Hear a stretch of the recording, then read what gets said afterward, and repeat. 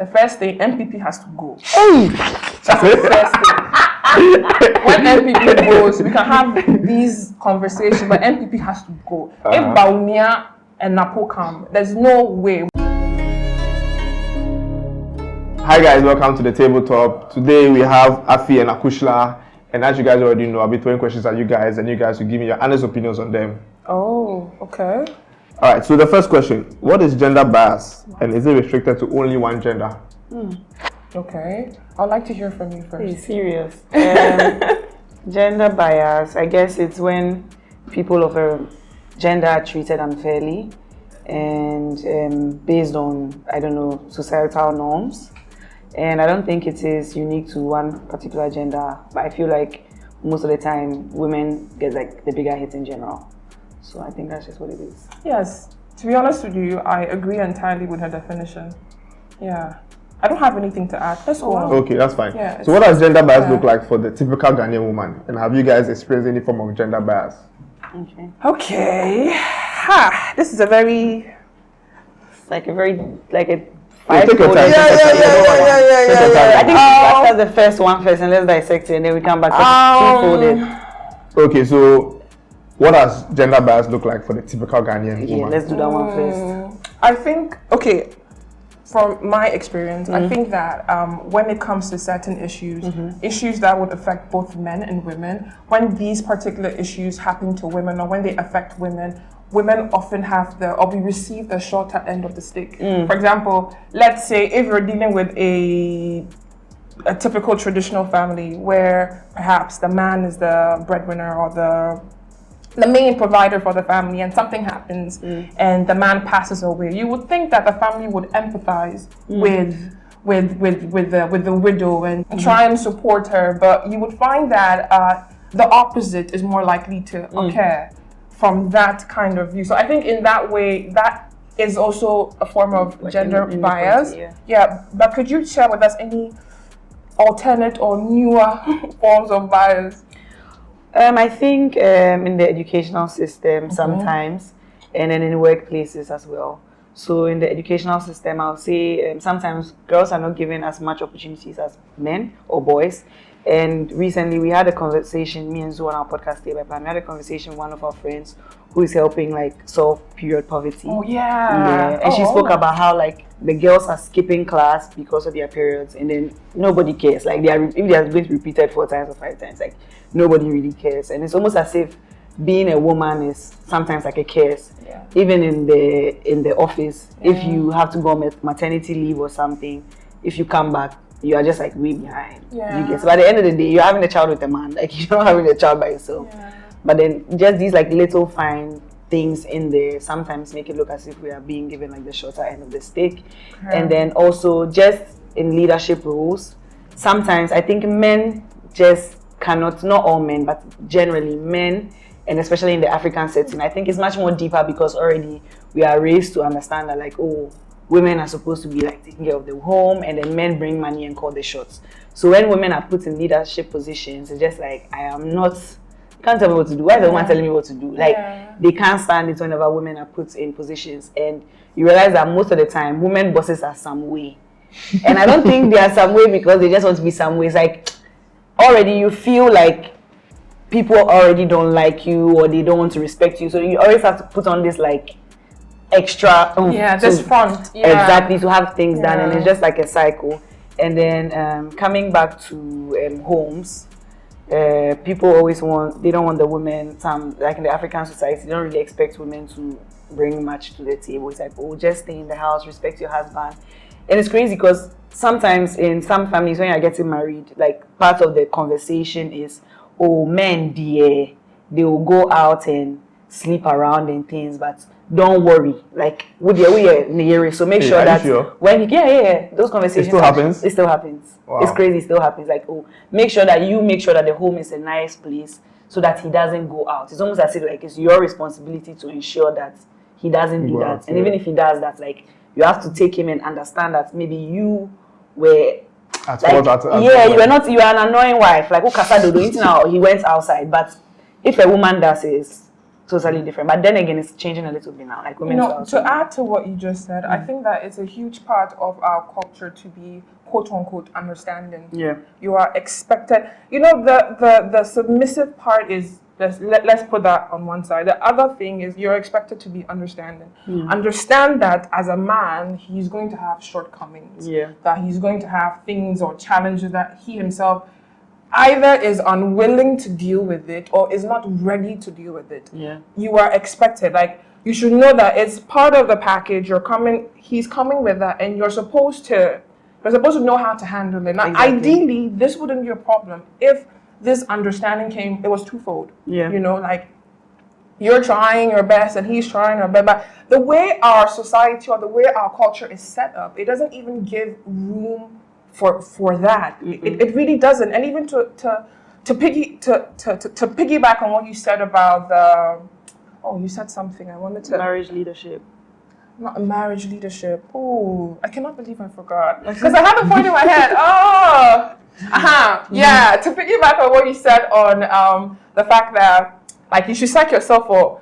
He's going to behave badly, yes. Like he's going to cheat, he's going to this. I realize now that in our modern society, it's become like, so far as he has money, so far as he has enough money to take care of your needs, wants, whims, everything, his behavior is acceptable in whatever form that it comes. 100%. And it becomes difficult to counteract that thought or that notion when we're in a society where relationships are transactional.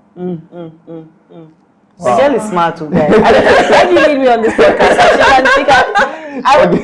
Thank you. Yeah, I agree with her. Yeah, I agree with her. But now, to you guys personally, have you guys faced anything like that in any aspect of your life, whether it's work, like education, any like form? Actually, because this one, if I talk, the person goes to say, "This so Afi is talking about me." But like, I think I have faced it. You would face it like. I work sometimes, not where I currently work, disclaimer, but like in the past I've experienced that at work before, where people don't understand why maybe a woman is being put in like a leadership position and it just doesn't make sense to them. And especially when you're a younger woman, it's like, hey, you've killed the man. That they should report to a woman. Yeah. So sometimes they just like leave the work anyhow and it's like, say we'll say we're a leader and say, like clean up after me kind of thing.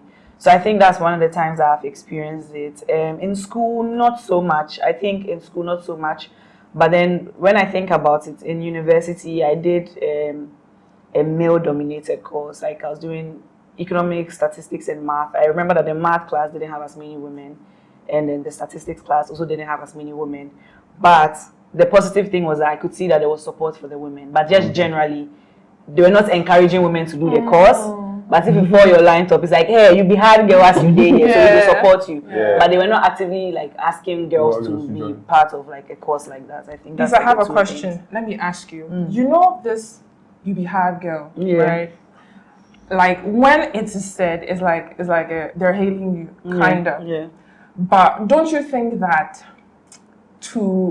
I won't say a large extent, to an extent, it sort of creates the impression that you're hyper independent, and as a result of that, you don't need or you don't have any need for a man. And because of the fact that you are a quote unquote hard girl, if you are with a partner, for example, if he's used to dating soft girls, quote unquote, please, soft girls, he wouldn't be doing as much for you in the relationship as he would be doing for the quote unquote soft girl. So the hard girl, don't you think that it's good, but you kind of are at a disadvantage. Yes-ish. I think sometimes, not all the time, but like you said, in relationships, I think it depends on who you're with.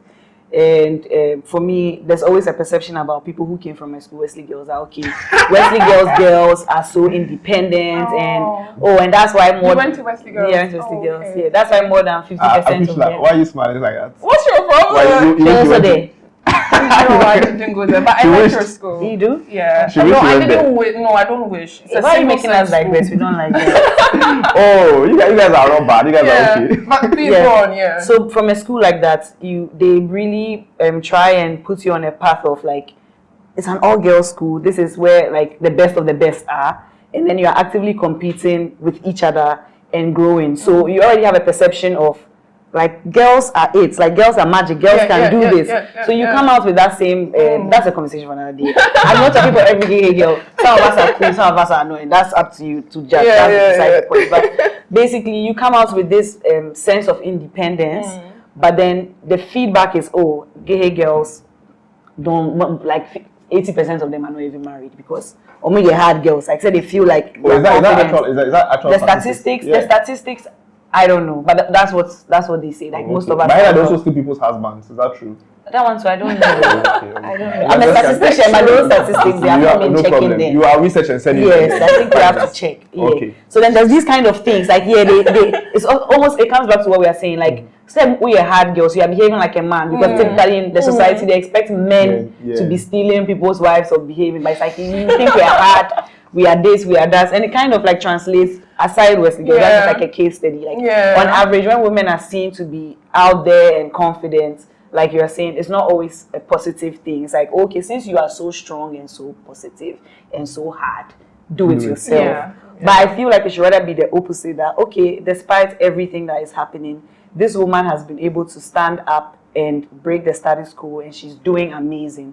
So imagine if she's supported by a man, or imagine if, they always say, isn't it, like even in the Bible, he who finds a wife finds a good thing. Like imagine having a woman who, like, her mind day ground, where like she supports you, like you move forward. That's not what the situation is all the time. That's what I said sometimes. So men who actually see that and respect it, you realize that they really go far. But those that don't, then it's just like you are always fighting against something that has already happened. Like God has already intended the woman to be powerful. So it's sad. Acushla, you know, told us a personal experience. So. For what? Gender bias. Yeah. Okay, so mine would be in, when was I working with Mauritian? So I was in 2022.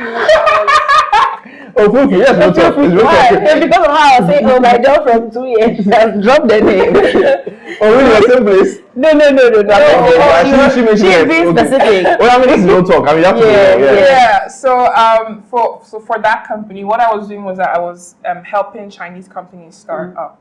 So we do everything, the business plan, everything, the skeleton, getting the client, proposals, everything. So I was the one who was in charge of the business operation here in Ghana. Let's say by that time I was maybe 23 or 24. I don't remember. Yeah, you're old though. You, how old are you?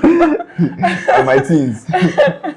So the major challenge I had was that so I was working with men, because the job was more suitable for men, because it was it required physical strength, because you have to go from shop to shop to shop to go and make inquiries and such. And the first issue I found was that they would not respect me. I thought that why was that? I thought that perhaps the reason why they would not respect me was because maybe I wasn't doing the work enough, or I wasn't being a good example.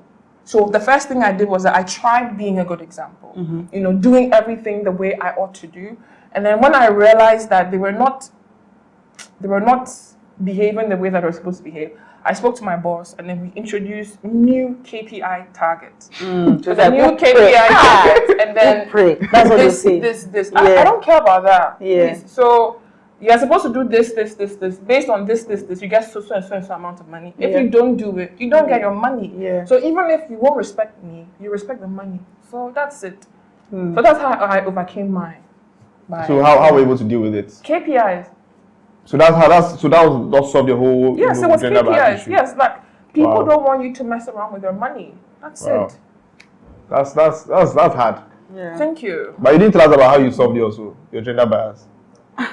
You just left the company. Solved? No, you have to deal with it, because if you are working and you are in a leadership position and then they don't. But the KPIs, as she said, the KPIs help.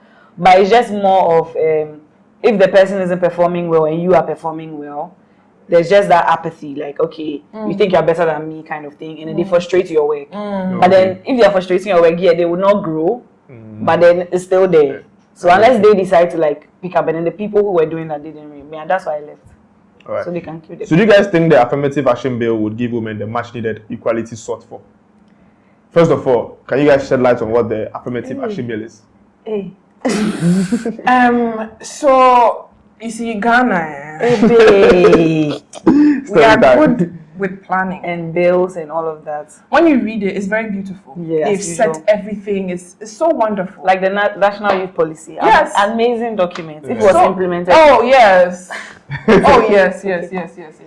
So as for the passing of the bill, they've passed it. They've passed a bill that is supposed to grant an elevated access to jobs in the political industry, in the private sector, everywhere. It's now mandated that you're supposed to have a certain quota that are female. Yeah, you're supposed to now. So I think it would help with the representation, but the representation alone is not enough. So hold on, I want to understand you. So explain like I'm 5. Basically, the bill says that if you are you own a company, and out of the 100 employees, a certain percentage should be women, right? For example. And also, in some leadership roles too, you should have a certain percentage being women, right? And then scholarships get fund has to prioritize. Okay, so it cuts across all. Everything. Yes, basically, just maybe everywhere that is like 15% or 5%, they want to try and get it to 20% in 2 years, 30% in 5 years, and then in the next 10 years, it should be like a 50-50 cut. That's basically what they're saying. Yes, exactly. Nice. And in addition to that, the government is willing to offer tax reliefs to private companies that are able to meet the quota. So I think there's a financial incentive for private companies to sort of realize this vision. So I think what we will be seeing is that within the private sector, there will be more realization of this. I think it will be more active within the private sector. But within the public sector, like I said, Ghana here. So we are yet to see. But I think all in all, the plan is good, right? Yeah, the plan is good. Yeah. But you don't have faith it's going to work? It's Ghana. The implementation is a problem. Yes, I think the implementation is a problem. I mean, if we had systems that could guarantee that it would be implemented the way that it should be, then But so what kind of systems would you suggest or recommend that the government or whoever making this policy should put in place to make sure that this bill is in full effect? The first thing, MPP has to go. That's the first thing.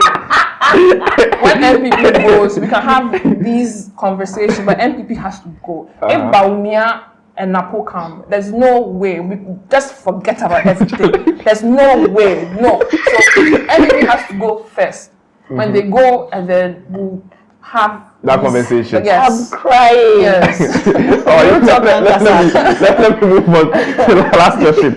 All right, do women have more privileges or access to more opportunities to help empower them currently? In Ghana, no. Yes, in Ghana. In Ghana, no. Are you sure? Let me cite this example. Let me use Korea, because right now, these days, all my studies are going there.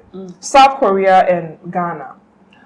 South Korea, in terms of we are as conservative as they are, if not more. I think we're all on the same level. However, because South Korea is a more advanced country, we can see that in terms of feminism, it's far elated. The women have more rights. The women have more rights. However, it's a question of where culture meets modernism. Within the South Korean culture, I don't know exactly, but when you marry, it's implied that you are expected to give up your job to take care of your parent, to take care of your kids, your new family. So, oh really? Yes.